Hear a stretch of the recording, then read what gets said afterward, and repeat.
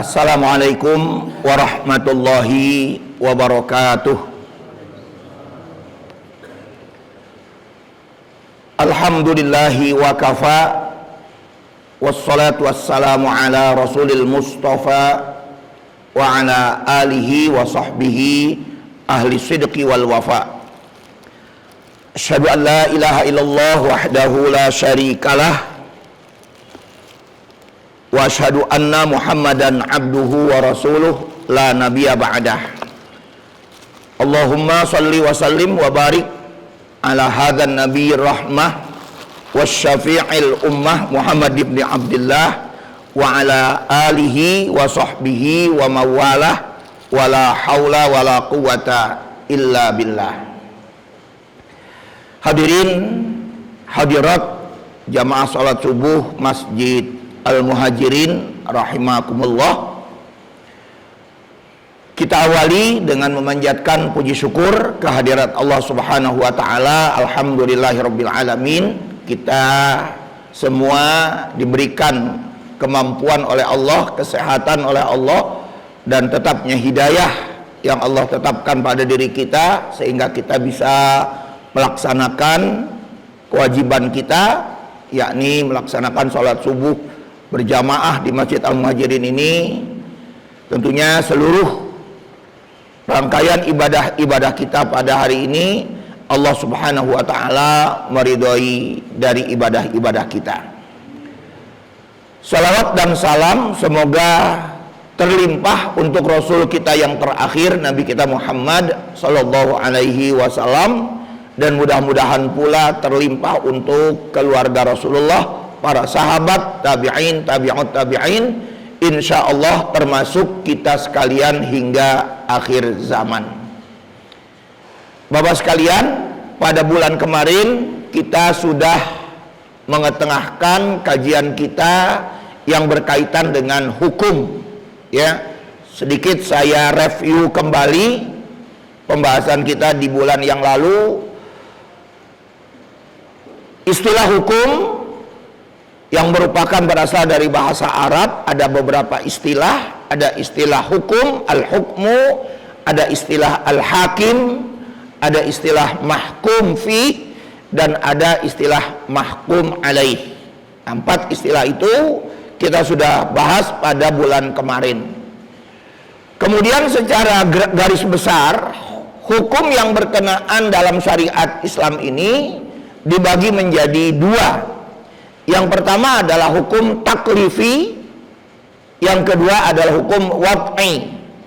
Hukum taklifi ini adalah hukum pembebanan, di mana pembebanan buat kita itu meliputi garis besarnya juga 3 unsur.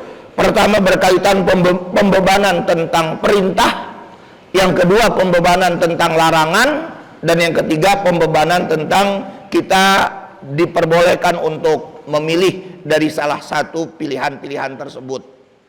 Nah, itu berkaitan dengan masalah pembebanannya. Dan kemudian yang keduanya yang disebut dengan hukum wad'i, yaitu hukum yang berkaitan dengan masalah-masalah ada sebab, ada syarat, dan ada larangan. Nah, tentunya penerapan-penerapan ini nanti kita sesuaikan dengan kemaslahatan kita. Nah, itu kita sudah sampaikan pada beberapa waktu yang lalu. Dan kemudian dari hukum taklif itu terbagi menjadi 5 lagi itu, Pak.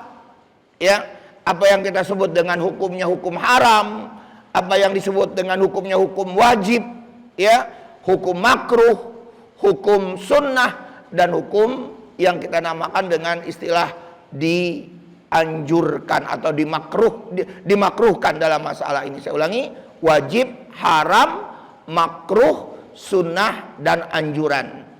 Ya, nah ini 5 hukum ini dengan istilah-istilah yang kita sering sebutkan, ya, disebut dalam bahasa usul fikihnya itu wajib, sudah paham kita, haram, sudah paham kita, kemudian juga makruh, sesuatu yang tidak disukai oleh Allah, tentu ini juga sudah paham buat kita. Yang berikutnya adalah paham yang disunahkan yang kita sebut dengan mustahab, dan yang kelimanya adalah paham nadab atau mandub, ya, yang silahkan juga kita untuk bisa memilihnya. Nah, pada pertemuan kita pada kali ini kita akan mengkaji tema dari usul fikih kita, yaitu tentang an-nasakh.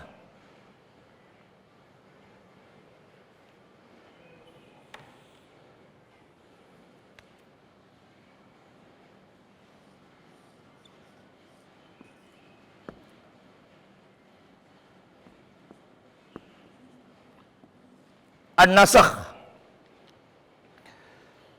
secara letterlock, nasakh itu diartikan dengan beberapa arti. Pertama, ada yang mengartikan nasakh itu adalah penghapusan.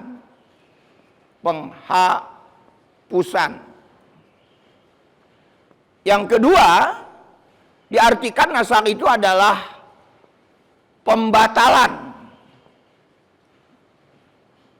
Dan yang ketiga, diartikan lagi dengan istilah revisi. Nah, tentu kaitannya di sini adalah penghapusan tentang hukum, Pak. Kemudian juga pembatalan tentang hukum, tentang suatu hukum, dan juga yaitu revisi tentang suatu hukum. Pembahasan kita bertitik tolak pada Quran surat 2 ayat 106. Ini dasar pembahasan kita. Ada di Quran surat Al-Baqarah atau surat kedua, ayatnya ayat 106. Nah, Bapak sekalian, apa yang dimaksudkan dengan nasakh ini dalam ilmu usul fikih? Nah, ini definisinya, Pak. Nasakh dalam istilah ilmu usul fikih itu artinya adalah pembatalan suatu hukum yang lebih dulu karena dibatalkan oleh adanya nas atau keterangan yang datang pada berikutnya. Saya ulangi sekali lagi, pembatalan suatu hukum yang sudah ada kemudian dibatalkan oleh nas, oleh keterangan teks dari suatu ayat misalnya atau dari suatu hadis, ya, dibatalkan hukumnya oleh nas yang berikutnya atau yang datang pada berikutnya. Nah, itu yang disebut definisi dari an-nasakh ini. Bapak sekalian, ketika membahas tentang nasakh ini, tidak seluruhnya para ulama itu sepakat. Apakah ada nasakh di dalam ayat-ayat Quran, di dalam hadis-hadis Nabi Shallallahu Alaihi Wasallam? Seorang ulama, kalau sekarang berkebangsaan Iran barangkali, Pak, ya, yang namanya adalah Abu Muslim Al-Asfahani, orang Asfahan, ya. Asfahan itu masuk ke wilayah Iran sekarang itu, Pak. Dia mengatakan begini, Pak. Tidak terjadi adanya nasakh di dalam Quran itu. Jadi seluruh wahyu yang sudah diturunkan oleh Allah Subhanahu wa taala itu tidak akan terjadi. Nah, kenapa? Dia memberikan argumen, Pak. Argumen yang dia kemukakan oleh Abu Muslim Al-Asfahani ini tercantum di dalam Quran surat 41 ayat 42. Surat Fussilat. Nama suratnya adalah surat Fussilat. Pada Quran surat Fussilat atau surat 41 di ayat 42 ini, Allah Subhanahu wa taala menerangkan tentang ayat tersebut dengan bunyi a'udzubillahi minasyaitonirrajim. Bismillahirrahmanirrahim. La ya'tihil batil min baini yadayhi wala min khalfihi tanzilum min hakimin hamid. Al-Quran itu tidak ada di dalamnya itu perkara-perkara batil. Nah, jadi di dalam Al-Quran itu tidak ada hal-hal yang berkaitan dengan perkara-perkara yang batil. Kata si Abu Muslim, seorang ulama ini, Abu Muslim Al-Asfahani, mim baini yadayhi, yaitu apa yang ada di hadapan kita semua ini, wala min khalfih, dan juga di kemudian harinya itu tidak ada yang batil. Nah, kalau Abu Muslim Al-Asfahani menggunakan argumen berdasarkan surat Fussilat surat 41 di ayat 42 ini, dijawab oleh para ulama secara mayoritas. Ayat itu tidak menerangkan tentang nasakh, Pak. Karena yang dikatakan nasakh itu adalah tadi pembatalan hukum, penghapusan hukum atau revisi. Sedangkan ayat 42 di surat Fussilat itu perkaranya di dalam Al-Quran itu tidak ada yang batil. Jadi nggak nyambung. Kata mayoritas para ulama, kalau Abu Muslim Al-Asfahani ini menjadikan surat 41 ayat 42 ini sebagai argumen. Nah, sehingga akhirnya mayoritas para ulama, sekali lagi mayoritas para ulama, yang namanya nasakh, penghapusan hukum, pembatalan hukum atau revisi hukum itu ada berdasarkan itu tadi, Pak, Quran surat Al-Baqarah di ayat 106. Ya. Nah, jadi berdasarkan surat Al-Baqarah di ayat 106 ini jelas yang namanya nasakh, penghapusan hukum itu ada dan terjadi. Nah, jadi intinya demikian. Nah, Bapak sekalian, nasakh ini tidak terjadi di zaman Rasulullah. Itu pahami itu, Pak. Nasakh ini atau penghapusan, pembatalan hukum atau juga revisi hukum ini tidak terjadi di masa Rasulullah. Kenapa? Karena Rasulullah lah yang memberikan apa? Ketetapan-ketetapan hukum pada saat itu. Jadi tidak mungkin adanya nasakh ini di masa Rasulullah Shallallahu Alaihi Wasallam. Karena Rasulullah yang langsung menjadi hakim, menjadi pemutus perkara pada saat itu. Nah, itu harus difahami dulu demikian, Pak, ketika kita ingin membicarakan tentang nasakh ini. Maka dengan demikian, setelah Rasulullah Shallallahu Alaihi Wasallam wafat dan para ulama telah menerima seluruh ayat-ayat Al-Quran, kemudian juga menerima seluruh apa yang sudah disabdakan oleh Rasulullah Shallallahu Alaihi Wasallam, itu terjadilah apa yang kita sebut dengan nasakh ini, ketika para ulama memahami ayat yang satu dengan ayat yang lain, hadis yang satu dengan hadis yang lain, dan seterusnya dan seterusnya. Jadi itu terjadi setelah Rasulullah Shallallahu Alaihi Wasallam wafat.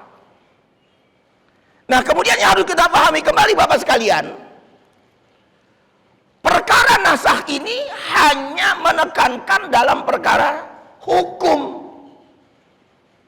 Nah, jadi harus dipahami lagi seperti demikian, Pak. Perkara nasakh ini hanya terjadi dalam perkara-perkara hukum.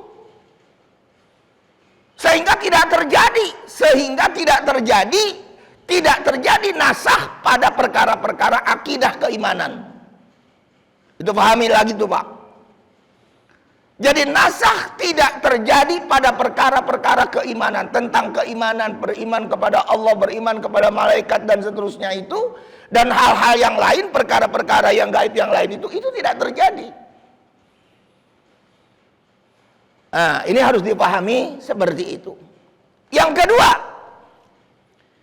nasakh ini tidak terjadi dalam perkara-perkara tentang sejarah yang Allah sudah ceritakan berkaitan dengan umat-umat terdahulu. Perkara-perkara bagaimana Allah menghancurkan umat-umat tertentu terdahulu, umat Nabi Nuh, umat Nabi Lut, ya, umat Nabi Saleh misalnya lagi. Perkara-perkara yang berkaitan dengan sejarah ini, itu tidak ada yang namanya nasakh. Nah, jadi perkara-perkara nasakh itu terjadi sekali lagi hanya berkaitan tentang hukum. Itu harus dipahami seperti itu. Nah, Bapak sekalian, pertanyaannya adalah mengapa nasakh itu hanya terjadi pada perkara-perkara tentang hukum? Ingat,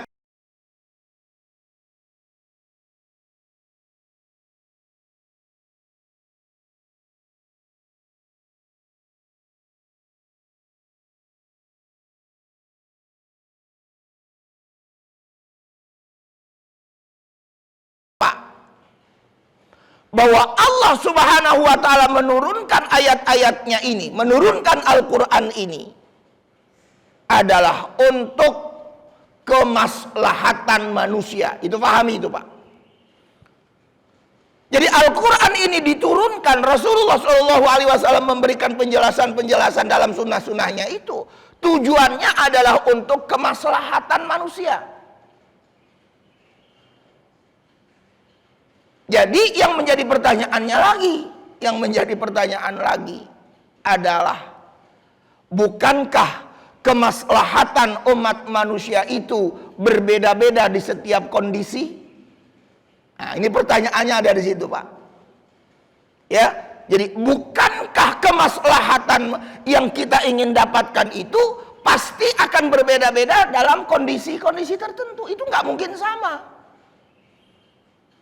Ketika kondisi-kondisi tertentu itu berbeda dan kita rasakan, jelas itu nggak mungkin bisa disamakan tentang kemaslahatannya. Contoh yang gampangnya apa, Pak? Contoh yang gampangnya ya barangkali berkaitan dengan Bapak. Bapak lagi sehat, silahkan Bapak berwudu dengan air. Bapak lagi sakit, dokter bilang jangan kena air dulu. Itu gampang itu, Pak. Kenapa? Kondisinya berbeda. Kondisi sehat dengan kondisi sakit itu nggak sama. Sedangkan kemaslahatan yang diberikan oleh Allah kepada kita itu dalam masalah ini tergantung daripada kondisi kita. Ya, sebagai manusianya yang menerima tadi, yang menerima taklif, yang menerima pembebanan tersebut. Nah, jadi dari sinilah kita memahami kembali bahwa nasakh itu jelas hanya perkara-perkara hukum. Nah, Bapak sekalian, sekarang kita berikan contoh. Ada beberapa contoh yang terjadi ketika kita ingin memahami tentang masalah nasakh ini. Kita pahami dulu dari sisi pembagiannya, Pak. Ada nasakh yang bersifat eksplisit. Ini pahami lagi nih, Pak. Ada nasakh ataupun pembatalan ataupun revisi hukum ini yang bersifat eksplisit. Artinya apa? Redaksi dari ayat maupun hadis itu jelas menyatakan. Ada keterangannya, ada dalilnya, ada teksnya. Begitu pengertiannya, Pak. Tapi yang kedua, ada yang bersifat implisit. Sebaliknya dari eksplisit ini, kita tidak mengerti ketika ayat Al-Quran itu menjelaskan tentang suatu perkara. Cuman kita baca terjemahannya saja misalnya, Pak. Tetapi secara tersirat, nah ini Pak nih, secara tersirat ayat itu juga membahas atau menjelaskan tentang adanya nasakh secara tersirat. Tersuratnya secara eksplisit itu tadi, tersiratnya secara implisit. Nah, ini memerlukan pemahaman tentunya, Pak. Dan tidak mungkin dilakukan oleh kita yang awam dalam masalah-masalah yang berkaitan dengan hukum-hukum Islam ini. Itu tidak mungkin. Nah, sehingga di dalam masalah ini kita berikan contoh perkara-perkara yang berkait secara eksplisit ini. Apa, Pak, contohnya dalam masalah ini, Pak? Satu, kita berikan contoh ya, Pak, ya. Perkara misalnya pembagian waris. Ketika Allah Subhanahu wa ta'ala menurunkan tentang ayat-ayat tentang waris, hukum yang berlaku pada saat itu, pertama, sebab orang itu menerima waris disebabkan adanya adopsi anak, pengangkatan anak. Jadi di zaman dulu, di zaman Rasulullah SAW awal-awalnya pada saat itu kebiasaan orang Arab, orang itu mendapatkan waris boleh karena mengangkat anak. Namanya dengan istilah tabanni, adopsi anak. Akhirnya ayat ini dihapus. Nanti kita kasih dalilnya Pak ya. Yang kedua,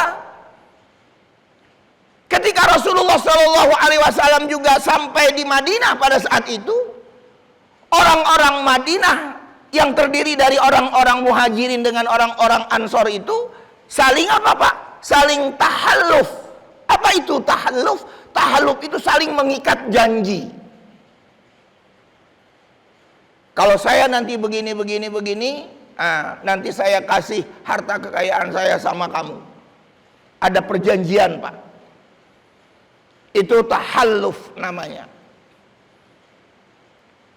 Barulah yang ketiga, ya, yaitu waris dibagikan itu disebabkan kalau ada hubungan zawil arham, ada hubungan darah.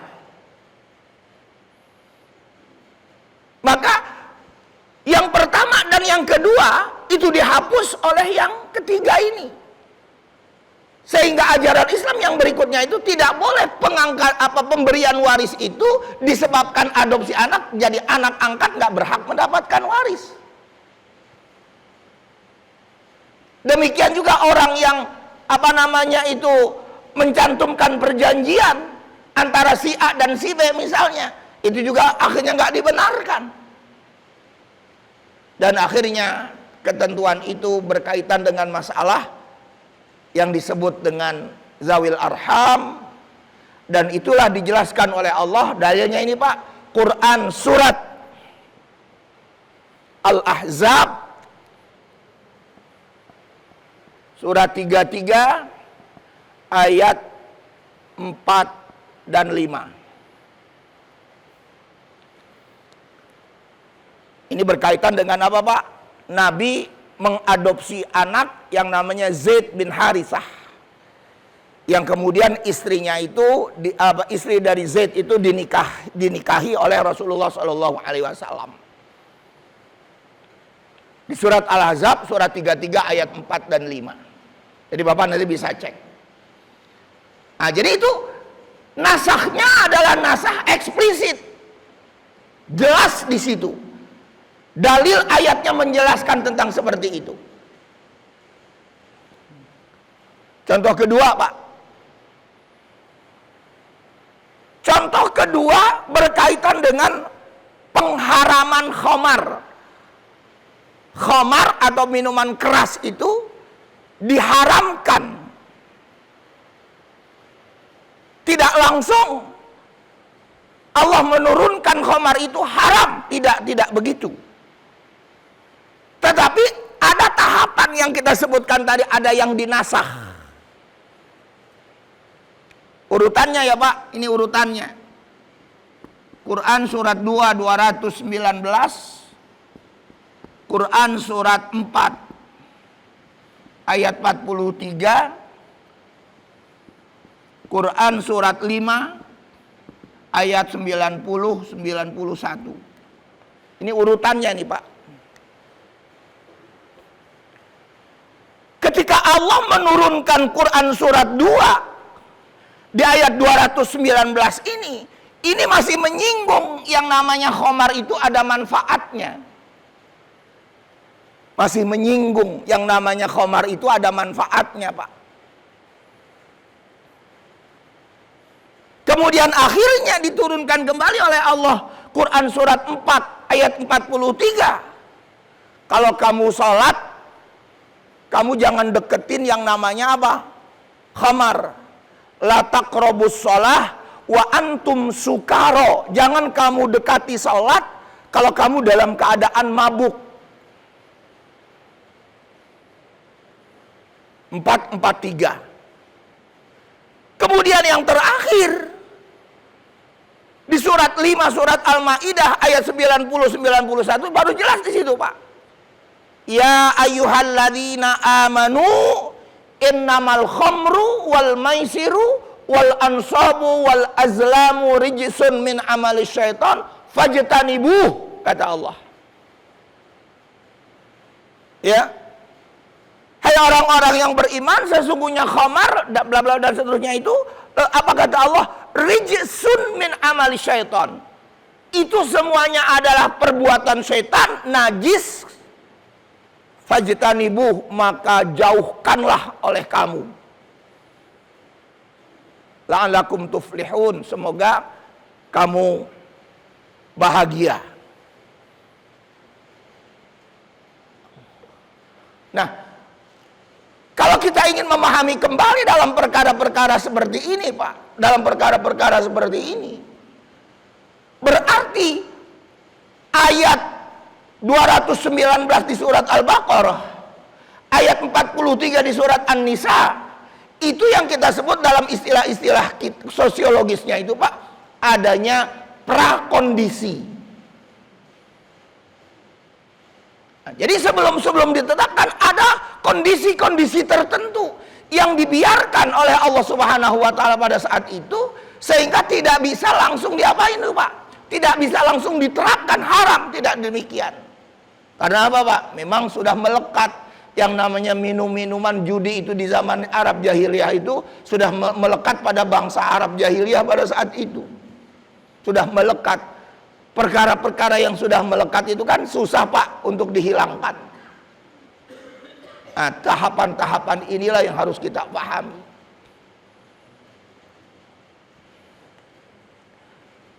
Yang berikut, Pak. Contoh yang berikut, yang ketiga. Tadi waris, kemudian pengharaman khamar, dan yang ketiga adalah berkaitan dengan perkara seorang perempuan, seorang istri yang ditinggal mati oleh suaminya. Berapa masa iddahnya yang harus dijalani oleh si perempuan itu? Berapa masa iddah? Iddah itu definisinya, Pak, iddah adalah masa menunggu bagi seorang istri untuk tidak boleh kawin lebih dulu dengan laki-laki yang lain. Itu pengertian iddah, masa menunggu untuk tidak nikah dengan suami yang baru atau laki-laki yang lain. Itu namanya iddah. Kalau kita memperhatikan ayat surat Al-Baqarah 240, di sini masa iddahnya, Pak, 1 tahun. Al-Baqarah 240. Tapi kalau Bapak lihat di dalam Quran surat Al-Baqarah juga di ayat 234, jangan nanti Bapak lihat kan ayat itu lebih dulu 234 dibandingkan, jangan dilihat begitu. Proses sabab nuzulnya nggak sama ya dalam masalah ini.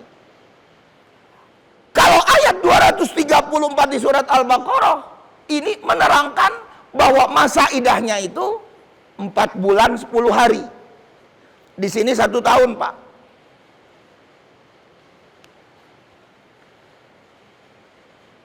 Jadi yang jelas bagi kita bahwa hukum yang awalnya seorang perempuan itu menerima iddah selama 1 tahun itu dinasakh atau dibatalkan hukumnya oleh ayat surat Al-Baqarah ayat 234 yang di situ menerangkan masa iddahnya hanya 4 bulan 10 hari. Nah, jadi dari sini kita memahami kembali bahwa nasakh itu memang terjadi secara secara hukum. Nah, itu berkaitan dengan ayat-ayat Quran, Pak. Sekarang yang kedua berkaitan dengan hadis. Ini berkaitan dengan hadis. Apa berkaitan dengan hadis? Satu saya berikan contoh, Pak. Yaitu tentang larangan bagi perempuan untuk berziarah kubur. Larangan bagi perempuan untuk berziarah kubur. Awal-awal Islam memang berziarah kubur khususnya bagi perempuan itu dilarang. Atau kita semua pun dilarang awal-awalnya. Dengan bunyi hadis Nabi mengatakan, inni nuhitu, sesungguhnya aku melarangmu an ziyaratil kubur, untuk berziarah ke kubur. Ala, ketahuilah, sekarang ini kata Rasulullah, ala fazurul kubur fa innaha tudzakkirul maut. Sekarang ini silakan fazurul kubur, silakan kalian berziarah kubur, karena dengan berziarah kubur itu kalian akan ingat kepada kematian. Awalnya dilarang, awalnya. Tapi kata Nabi akhirnya dibolehkan bagi kita untuk berziarah kubur itu. Nah, itu kaitannya dengan masalah yang kita sebutkan itu tadi. Ya. Nah, contoh berikutnya ini, apakah ini nasakh, ini diperdebatkan ya Pak ya, diperdebatkan. Ya. Tentang apa Pak? Tentang isbal yang menutup mata kaki celana. Memang Rasulullah SAW mengatakan dalam satu hadis, orang-orang yang isbal itu akan dimasukkan ke dalam neraka. Itu betul, disebut dengan istilah musbil. Orangnya musbil. Saya ini Pak, musbil namanya Pak. Tapi harus lihat lagi dong hadis yang lain. Jangan sampai di situ doang. Apa hadis yang lain Pak? Satu, ya Rasulullah, kata Abu Bakar kepada Rasulullah, apakah saya yang sekarang ini isbal ini juga termasuk orang-orang yang sombong? Kata Abu Bakar kepada Rasulullah SAW. Kenapa Pak? Karena Abu Bakar itu orangnya Pak, ini maaf ya Pak ya, bukan mencela fisiknya, agak krempeng Pak. Dia tinggi tapi kurus. Kalau pakai celana itu suka kedodoran melulu. Jadi suka isbal. Ya. Nah, jadi apakah aku ini orang-orang yang sombong? Kata Abu Bakar kepada Rasulullah, tidak. Maka akhirnya isbalnya Abu Bakar itu dibiarkan oleh Rasulullah. Itu satu hadis. Hadis yang kedua, suatu ketika Rasulullah SAW terburu-buru ingin melakukan sholat gerhana. Ketika Rasulullah terburu-buru ingin melakukan sholat gerhana, Rasulullah SAW membiarkan Pak. Ininya nyengser. Dibiarkan oleh Rasulullah SAW. Ini menunjukkan apa Pak? Menunjukkan apa? Rasulullah juga isbal kalau begitu dong. Nah, sedangkan yang saya bilang tadi, orang musbil berada di neraka. Sehingga para ulama di dalam masalah ini memahami, kalau bukan kita kaitkan dengan nasakh, ini Pak, bahwa perkara ini harus diperjelas. Isbal itu ada niat untuk khuyala. Apa itu khuyala Pak? Dalam sudah jadi bahasa Indonesia, khuyala itu artinya menghayal. Khayal, kata khayal itu bahasa Arab sebetulnya Pak. Khayal, kho, ya, alif dan lam, bentuk jamaknya khuyala. Jadi mereka yang nyengser itu adalah kaitannya dengan apa? Kesombongan. Maka para ulama memberikan syarah, memberikan keterangan di dalam masalah ini tentang musbil itu. Contoh seperti ini Pak, yang mensyarah kitab Sahih Al-Bukhari yang bernama Ibnu Hajar Al-Asqalani, yang kita sebut dengan kitab Fathul Bari, menjelaskan yang namanya isbal itu sombong. Kalau ada kesombongan, ada khuyala. Khuyala menghayalnya apa Pak? Menghayalnya apa Pak? Gue ini nggak isbal, gue paling benar, gue masuk surga pasti. Itu namanya menghayal. Jadi kalau ada kesombongan-kesombongan yang kayak begitulah yang tidak dibenarkan. Ya, ini Ibnu Hajar Al-Asqalani Pak. Yang kedua, yang mensyarah memberikan penjelasan hadis tentang isbal itu, bahwa itu ada di neraka itu, yang kedua adalah Imam An-Nawawi. Ketika mensyarah kitab Sahih Muslim juga menyatakan yang namanya isbal itu kalau ada kesombongan. Dua ulama ini Pak, ulama besar ini. Yang ketiga dan yang keempat yaitu Imam Asy-Syaukani dan Imam Son'ani yang mensyarah kitab Bulughul Maram. Ya, Bulughul Maram disyarah oleh dua orang ini. Yang pertama kaitannya dengan buku kitabnya yang disebut dengan Nailul Awtar, yang berikutnya disyarah yang nama kitabnya yaitu Subulus Salam. Ini disyarah oleh dua ulama lagi, Imam Son'ani dan Imam Syaukani. Dia pun mengatakan yang namanya isbal itu ada kesombongan. Jadi kalau ada pemahaman kita berkaitan dengan masalah nasakh, boleh jadi yang musbil itu dinasakh oleh keterangan dari Rasulullah yang berkaitan seperti itu. Yaitu pertanyaan Abu Bakar, dan Rasulullah tergesa-gesa ingin melaksanakan sholat gerhana pada saat itu, dan Rasulullah membiarkan ya nyengser ke lantai pada saat itu, menutupi mata kaki. Nah, apalagi kalau kita lihat sekarang Pak, imam-imam Masjidil Haram itu, coba Bapak lihat deh, baju gamisnya itu kan nyengser-nyengser. Ya, Sudais, ya, misalnya Abdurrahman As-Sudais, Syekh Abdurrahman As-Sudais, kan kita lihat. Jadi dalam masalah ini harus kita pahami seperti demikian Pak, ketika kita ingin memahami tentang hukum itu. Nah, Bapak sekalian, dan masih banyak lagi sebetulnya Pak ya, contoh-contoh yang ingin kita kemukakan dalam masalah ini.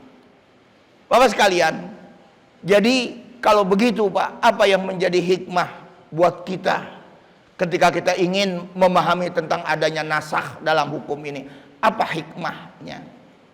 Bapak sekalian, hikmahnya adalah tadi yang saya sudah sebutkan. Tujuan Allah menurunkan hukum-hukumnya ini adalah untuk kemaslahatan. Dan ketika berbicara tentang maslahat, tentu berkaitan dengan adanya kondisi buat kita sekalian. Itu satu Pak. Yang kedua, hukum-hukum yang Allah turunkan itu adalah bersifat tadrij. Apa itu tadrij? Tadrij itu artinya bertahap. Nggak langsung begitu aja. Haram nggak langsung begitu aja. Ya, bahkan di sana juga harus kita pahami kembali, kita teliti kembali. Ya, tidak begitu saja dinyatakan sebagai perkara yang haram di dalam sesuatu masalah itu, tapi harus dipahami pula dalam konteks-konteks yang lain lagi. Nah, jadi saya kira demikian Bapak sekalian, hal yang berkaitan dengan masalah nasakh ini.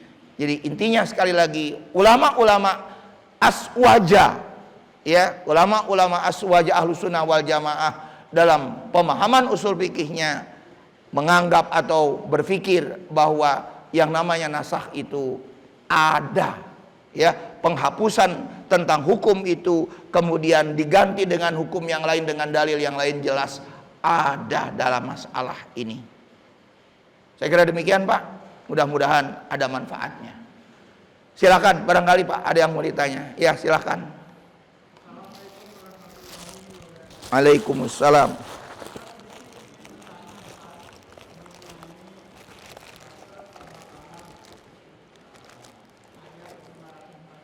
Iya.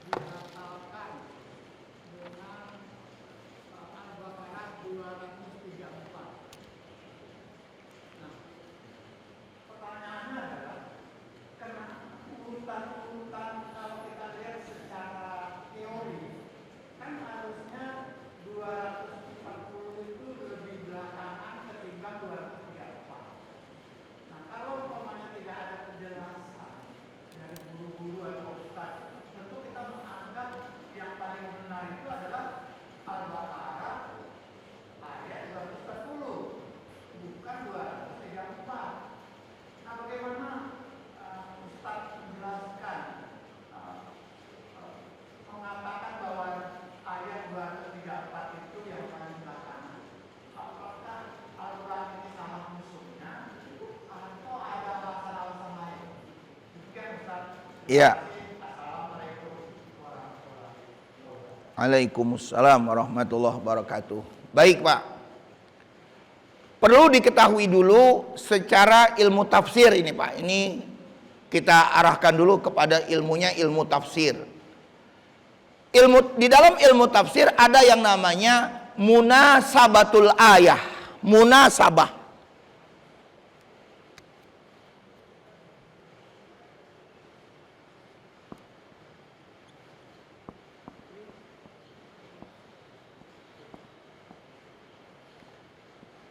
Apa itu munasabah? Munasabah itu artinya adalah kesesuaian antara ayat dengan ayat berikutnya. Sehingga ayat-ayat tersebut yang ada di dalam Al-Quran itu tidak ditulis seperti yang kita lihat sekarang yang sudah dikodifikasi ini berdasarkan sababun nuzul, tidak ditulis, tidak tercatat berdasarkan sababun nuzul, sebab ayat itu diturunkan. Tidak berdasarkan itu. Kita lihat saja contoh-contohnya Pak. Kalau kita mau jujur, Bapak tahu semua. Surat Al-Alaq ayat 1 sampai ayat 5 itu seharusnya ditulis dalam Al-Quran di surat pertama. Bukan surat Al-Baqarah. Surat pertamanya. Iqra bismi rabbikal ladzi khalaq. Dan itu kan wahyu pertama. Tetapi ketika Bapak lihat urutan di dalam Quran, surat Al-Alaq itu justru tercantum di Quran surat 96. Padahal dia wahyu pertama. Nah, kenapa demikian? Inilah jawabannya, Pak. Adanya munasabatul ayah. Kesesuaian antara ayat yang satu dengan ayat yang berikut, kesesuaian antara surat yang satu dengan surat yang berikut. Nah, ini ada di sini nih, Pak, pembahasannya dalam ilmu tafsir. Ya. Nah, termasuk lagi, Pak, termasuk lagi surat-surat yang awal itu yang turun di Mekah. Apalagi, Pak, Al-Muddatsir. Ya ayyuhal muddatsir qum fa'anzir. Tapi Bapak lihat di Quran di urutan keberapa coba? Apalagi, Pak, surat Al-Muzammil. Ya ayyuhal muzammil qumil laila illa qalila. Itu juga termasuk ayat-ayat apa surat-surat awal itu, Pak. Tetapi mengapa? Di situ yang kita katakan tadi ada munasabatul ayah. Demikian juga di ayat 234 kalau ini dijadikan sebagai penghapusnya, 234 ini sebagai ayat yang menghapus atau sebagai penghapusnya, ayat 240 sebagai yang dihapus, nasikh mansuh istilahnya itu, Pak. Nasikh mansuh.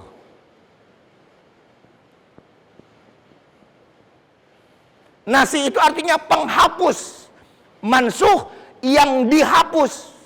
Kalau nasikhnya adalah 234, mansuhnya ayat 240. Memang demikian secara hukumnya ayat 234 ini datangnya terakhir dibandingkan dengan ayat ini.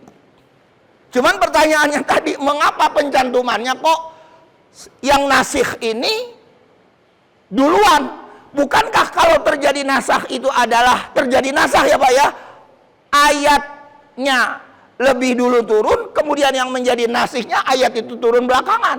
Nah, pertanyaannya kan seperti begitu.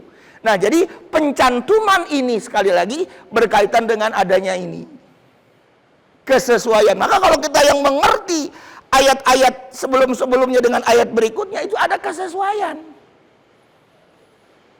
dalam masalah ini. Nah, cuman kita maaf ya Pak, kita kan nggak paham dengan ayat-ayat dari sisi makna-maknanya yang tersirat seperti apa begitu. Kita nggak paham. Sehingga kesannya seperti apa yang saya katakan tadi. Ya, kalau juga kita mau pahami kembali dari ayat-ayat ini nanti Pak nih, kaitannya dengan surat-surat yang diturunkan di Mekah dan Madinah. Kan gitu lagi nanti itu Pak. Ya, bagaimana kaitannya dengan ayat-ayat yang disebut Makkiyah dan Madaniyah itu sendiri? Nah, boleh jadi nanti Pak, ya, dalam perkara-perkara tertentu ada keterangan-keterangan yang Makkiyah lebih dulu turun dan Madaniyah belakangan. Dalam perkara-perkara tertentu kalau difahami secara khusus lagi, bisa mendatangkan adanya nasih dan mansuh itu atau nasakh itu tadi. Ya, tetapi memang secara teoritisnya bahwa itu tadi, kalau yang namanya nasih dia datang belakangan. Kalau yang namanya mansuh yang dihapus dia datang duluan. Realitanya tertulis dalam Quran tidak demikian. Jadi ada yang disebut dengan munasabah, Pak. Saya kira itu Pak. Ya, ya silahkan Pak Maman. Waalaikumsalam.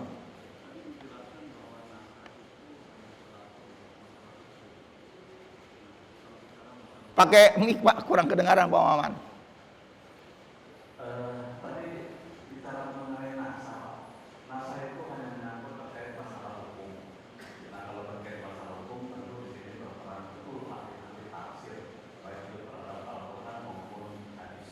Ya. Jadi kalaupun terjadi perbedaan, saya menganggap itu sesuatu yang memang barangkali wajar. Tetapi nasihat di sini tadi dijelaskan bahwa itu tidak menyangkut masalah akidah dan sejarah. Nah, sejauh yang Ustaz hadapi diketahui, apakah perbedaan-perbedaan pendapat terkait dengan yang berkembang selama ini juga ada terkait dengan masalah akidah. Nah, kalau memang terkait masalah akidah, berarti jelaskan bahwa nasihat tidak menyangkut masalah akidah. Ya. Kira-kira kekeliruan, kalau yang satu kekeliruan itu adanya di mana? Terima kasih mohon penjelasan. Assalamualaikum warahmatullahi wabarakatuh. Waalaikumsalam warahmatullahi wabarakatuh. Pada awal kita membahas tentang usul fikih yang sumber awal hukum itu adalah Al-Quran. Kita memberikan alasan mengapa terjadi perbedaan-perbedaan itu secara umum dulu ini Pak. Ya, baik menyangkut perkara akidah, baik menyangkut perkara syariah atau ibadah, maupun menyangkut berbicara tentang akhlak. Secara umum, ya secara umum sekali lagi. Ya, ayat-ayat dalam bahasa Arab itu mengandung dengan istilah ishtirok. Apa itu ishtirok? Satu kata bisa diartikan beberapa arti. Nah itu Pak tuh, satu kata bisa diartikan beberapa arti. Nah, dulu saya contohkan kaitannya dengan Quran dalam masalah ini. Misalnya Quran surat 4 ayat 43, nanti di situ di tengah-tengah ada mengatakan aula mastumun nisa. Apakah seseorang itu dinilai batal apa enggak kalau bersentuhan? Lames au la mastumun nisa. Kata lams ini Pak nih, lams. Apakah di situ pengertiannya menyentuh bersenggolan? Atau yang kedua, apakah menyentuh itu dalam arti juga, maaf, hubungan badan? Nah, itu menjadi perdebatan di situ. Kenapa? Karena kata lams itu satu kata bisa mengandung arti lebih dari satu. Nah, demikian juga kata mas, Pak. Di dalam Al-Quran juga disinggung juga kata-kata mas. Masun. Kata mas juga di situ diartikan lagi apa? Tadi bersentuhan. Qurannya misalnya seperti surat Al-Waqiah apa? La yamassuhu illal mutahhar. Ya mas. Nah, apakah mas itu menyentuh? Nah, dalam perkara masalah itu makanya terjadi lagi. Kalau begitu, setiap orang yang mau memegang, menyentuh Quran itu harus punya wudhu. Harus ada wudhunya, nggak boleh. Nah, dan seterusnya, dan seterusnya. Yang menjadi perdebatannya lagi di situ, Pak, illal mutahharun, Pak. Mutahharun. Pada ayat itu artinya, Pak, yang disucikan. Bukan orang yang suci. Kalau disebut dengan orang yang suci, mutahhir, Pak. Barisnya haknya itu kasroh.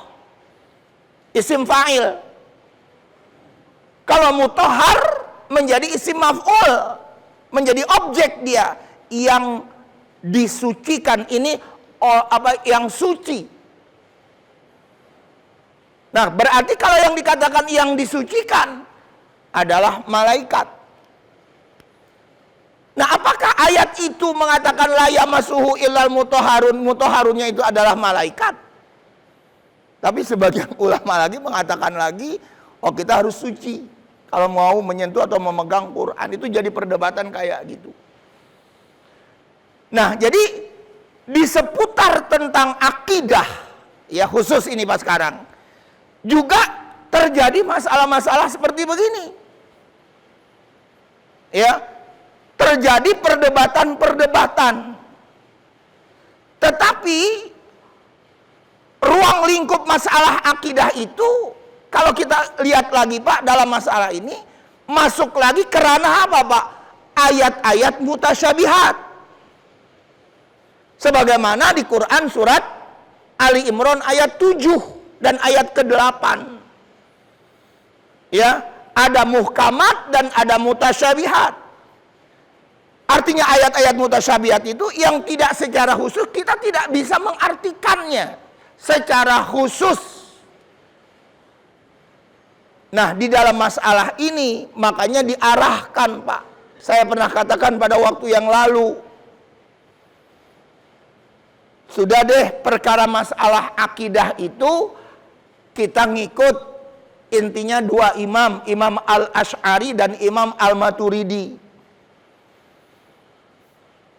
Ya, karena nanti kalau kita mau ngikutin lagi apa yang di luar dari dua ulama ini, akhirnya disebut dengan apa Pak?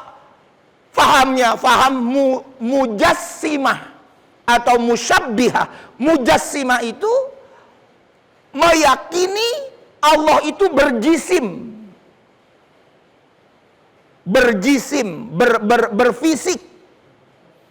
Pertanyaannya, apakah Allah itu berfisik? Kan seperti itu. Atau musyabbihah. Apa itu musyabbihah? Allah itu disamakan. Musyabbih itu menyamakan. Menyamakan Allah dengan makhluk. Itu namanya musyabbihah. Golongannya, kelompoknya. Seperti dulu pernah kita bahas, yang berkaitan dengan Allah itu bersemayam di atas aras. Surat Toha surat 20 di ayat 5. Ar-Rahman 'alal arsyistawa. Allah itu bersemayam. Kalau dikatakan Allah bersemayam berarti Allah bertempat tinggal. membutuhkan tempat. Bertempat tinggal kan artinya membutuhkan tempat, Pak. Kalau Allah itu bersemayam di atas aras, berarti membutuhkan tempat. Pertanyaannya, apakah Allah butuh dengan tempat?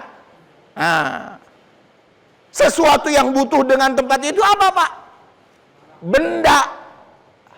Kita ini semua ini fisik benda. Saya butuh kursi untuk duduk karena saya benda. Nah, makanya di dalam masalah itu ulama-ulama dulu pernah kita bahas memberikan dua metode di dalam menafsirkan ini. Apa metodenya? Metode tafwid dengan metode takwil. Takwil itu tidak mengartikan secara letterlock-nya, tetapi diartikan dengan yang lain, tidak diartikan secara letterlock. Contoh lagi, Pak, misalnya tangan Allah. Apakah tangan Allah ini adalah memang Allah itu punya tangan? Kalau diartikan Allah itu bertangan, berarti Allah itu tadi yang saya bilang berjisim, berfisik. Nah, itu permasalahannya. Tapi ulama-ulama yang tadi kita sudah sebutkan tidak demikian. Ya. Nah, jadi kita menyatakan seperti itu. Nah, dalil-dalilnya secara prinsip dua, Pak. Dalil-dalilnya secara prinsip dua. Apa itu dalil-dalilnya prinsip dua buah dalil itu? Secara prinsipnya, satu, laisa kamitslihi syai'un. Yang kedua, walam yakul lahu kufuwan ahad. Allah itu tidak semisal. Yang kedua, Allah itu tidak kufu. Apa itu kufu? Tidak disejajarkan dengan makhluk. Kafaah, sepadan. Allah itu tidak sepadan. Jadi yang pertama, Allah itu tidak semisal, dan yang kedua, Allah tidak sepadan dengan makhluk. Nah, kalau tadi diartikan bahwa Allah itu bersemayam, berarti Allah itu semisal makhluk yang membutuhkan tempat. Jadi perkaranya ada di situ sebetulnya. Kalau perkara-perkara. Jadi intinya di dalam masalah ini, perbedaan-perbedaan itu terjadi dalam masalah akidah dikarenakan apa, Pak? Dikarenakan berbeda dari sisi memahaminya. Perbedaannya seperti begitu. Tapi ayat-ayat Quran sudah memberikan apa? Sudah memberikan rambu-rambu. Awas, kalau kamu berbicara tentang Allah, Allah jangan disamain, Allah jangan disejajarkan, jangan. Awas, Allah sudah pesan kayak gitu. Dalilnya tadi, laisa kamitslihi syai'un walam yakul lahu kufuwan ahad. Jangan disamain Allah ketika menerjemahkan tentang Allah. Nah, termasuk lagi nih, Pak, nanti itu di hari kiamat itu nanti juga Allah menyingkap betis sak. Apakah Allah itu berbetis? Kalau diartikan sak itu memang arti letterlocknya betis. Nah, jadi itulah kalau kaitannya dengan masalah akidah, ya. Jadi perkara-perkara akidah itu bagi kita ya sebaiknya acuannya ke dua ulama itu tadi, ya. Itulah yang menjadi kelompok dari yang kita sebut dengan aswaja, ahlus sunnah wal jamaah. Nah, kalau perkara-perkara ibadah syariah itu macam-macamnya nanti terjadi banyak lagi sebetulnya. Tidak hanya istirok itu tadi, Pak, atau satu kata bisa diartikan lebih dari satu. Tidak hanya istirok, melainkan juga ada hal-hal yang lain, apalagi berkaitan dengan hadis, Pak. Coba berkaitan dengan hadis, kita sebut lagi adanya hadis dhaif, hadis sahih. Ini kan repot lagi, Pak. Ya, yang satu bilang sahih, yang satu bilang dhaif. Itu berkaitan dengan, ketika berbicara tentang ayat, nggak ada yang namanya ayat dhaif, itu nggak ada. Jadi lebih singkat gitu, Pak, kalau kita memahami ayat. Tapi ketika kita memahami hadis, waduh, sulit banget nanti, Pak. Hadis ini dibilang sahih, sahihnya karena apa? Atau dia dhaif, dhaifnya dhaif karena apa? Ada sebab-sebabnya lagi dalam kajian-kajian ilmu hadis. Jadi nggak mudah untuk menentukan itu juga. Nah, disitulah akhirnya terjadi lagi perdebatan di kalangan para ulama ketika memahami hadis-hadis Nabi. Jadi intinya sekali lagi dalam masalah ini memang lebih banyak dari permasalahan bahwa ayat-ayat Quran itu tidak hanya diartikan satu kata, yaitu satu kata juga, tapi bisa mengandung arti yang lebih, yang seperti yang saya sudah sebutkan tadi. Jadi di dalam masalah ini tentunya bagi kita disitulah Pak peranan ulama, ya, mereka yang punya, sering saya bilang Pak, kompetensi ilmunya, dan punya apa Pak? Satu lagi selain kompetensi Pak, kapabilitas. Apa itu kapabilitas Pak? Mengeluarkan pemahaman dari teks ayat maupun ayat. Mengeluarkan pemahaman. Ini nggak gampang. Orang yang mempunyai pemahaman dalam memahami teks ayat maupun hadis itu nggak gampang. Ya, orang itu harus sudah betul-betul memang ahli di dalam masalah tersebut. Dan banyak lagi dalam masalah-masalah ini. Saya kira itu Pak. Masih ada lagi Pak? Ya. Iya silakan Ustaz. Tadi Bapak menyampaikan di Al-Baqarah ayat 240 dan 234. dan itu yang dimasak. Iya.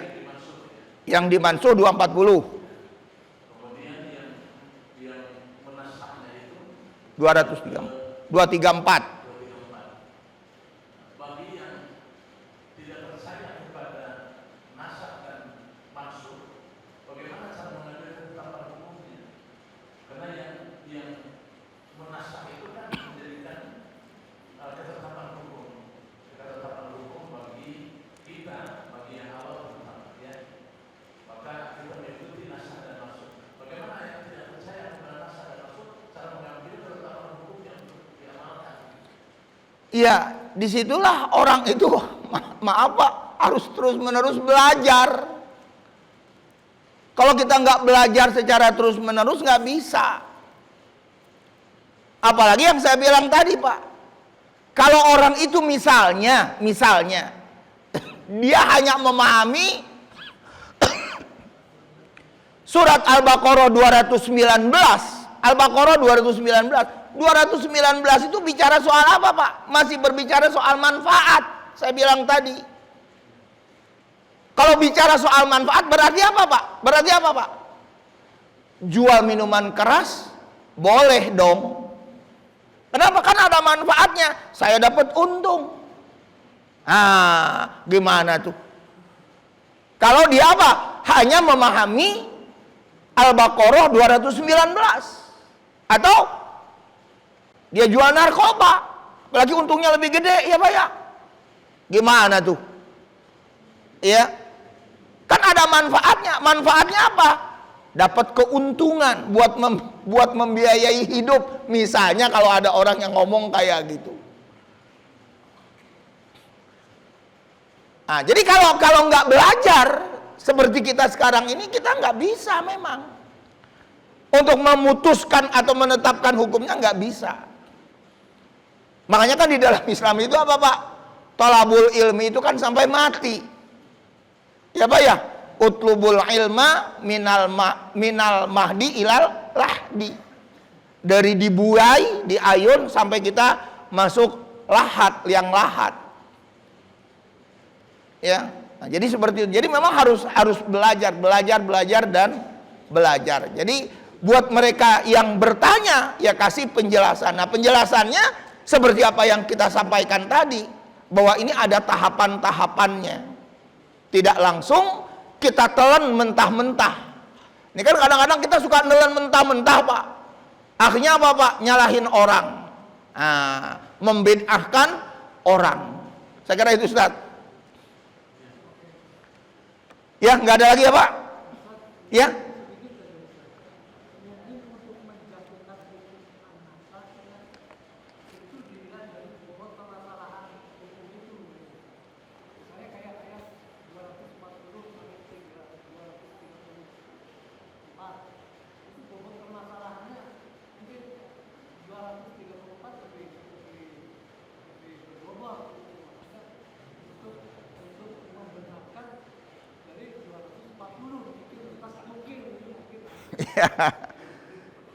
Nggak bisa direka-reka kayak gitu juga itu Pak sebetulnya.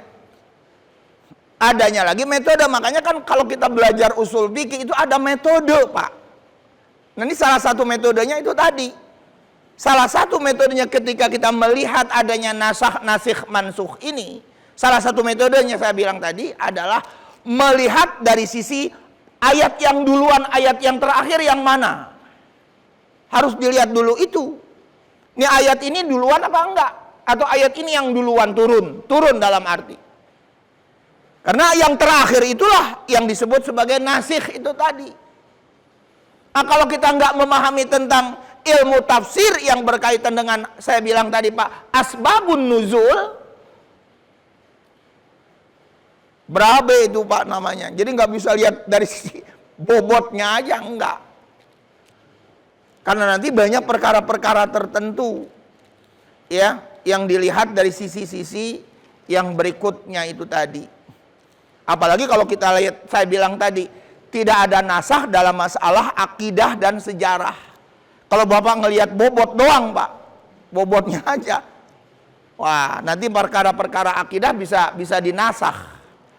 Padahal itu nggak boleh untuk kita nasakh dalam perkara-perkara akidah. Jadi apa yang Bapak sampaikan itu kurang tepat untuk disebut sebagai salah satu teori yang ingin mengetahui tentang adanya nasikh dan mansukh ini. Itu tidak bisa seperti itu.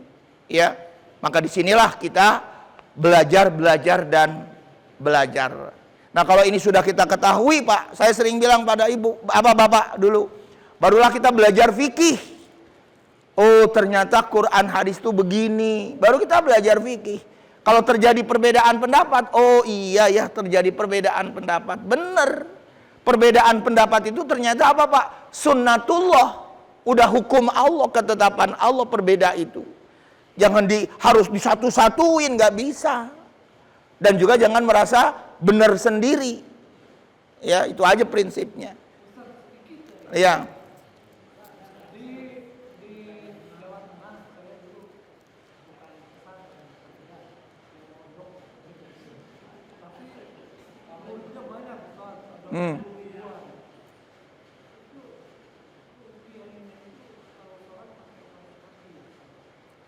Pakai kaos kaki.